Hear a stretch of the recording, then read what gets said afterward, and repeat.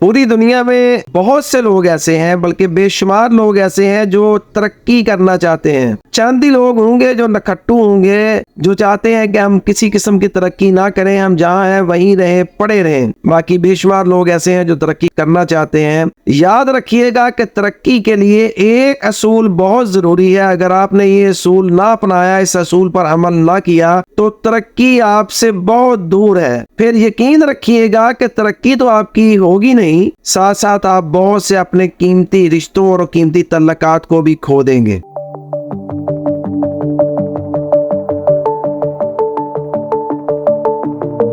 बिस्मिल्लाहिर्रहमानिर्रहीम। जिसका जो भी काम है, जिसका जो भी जिससे तल्लक है, वो शख्स ये लाजमी चाहता है कि उसका वो तल्लक भी मजबूत हो और इसके साथ साथ जो वो कामकाज कर रहा है उसके कामकाज में भी तरक्की हो। वो आगे निकलना चाहता है, वो तरक्की करना चाहता है। याद रखिएगा, इसके लिए सिर्फ आज एक असूल आपको बता रहा हूँ। अगर आप इस एक असूल पर अमल कर लेंगे तो आप तरक्की की सीढ़ी पर दौड़ना शुरू कर देंगे, चलना नहीं, दौड़ना शुरू कर देंगे और आपके तल्लकात मजबूत होना शुरू हो जाएंगे। इखलास, खुलूस। इखलास क्या है? खुलूस क्या है? खालिस हो जाना। आप अपने आप से पहले खालिस हो जाइए। जब आप अपने आप से खालिस हो जाएंगे तो फिर आपको दूसरों से खालिस होना आ जाएगा। दूसरों के साथ खालिस हो जाइए, मुखलस हो जाइए। दूसरों के साथ बेलौस तल्लक रखिए। आपका जिससे जो तल्लक है उसमें मोहब्बत पैदा कीजिए, उन्स पैदा कीजिए, सास पैदा कीजिए। आपको पता होना चाहिए कि आपका किससे क्या तल्लक है और उसमें कितना खालिसपन होना जरूरी है। उससे थोड़ा बढ़ के उसमें खुलूस डाल दीजिए। और याद रखिएगा, खुलूस कभी आर्टिफिशियल नहीं हुआ करता। नेचुरलिटी जो है, हकीकत जो है, फैक्ट्स जो है,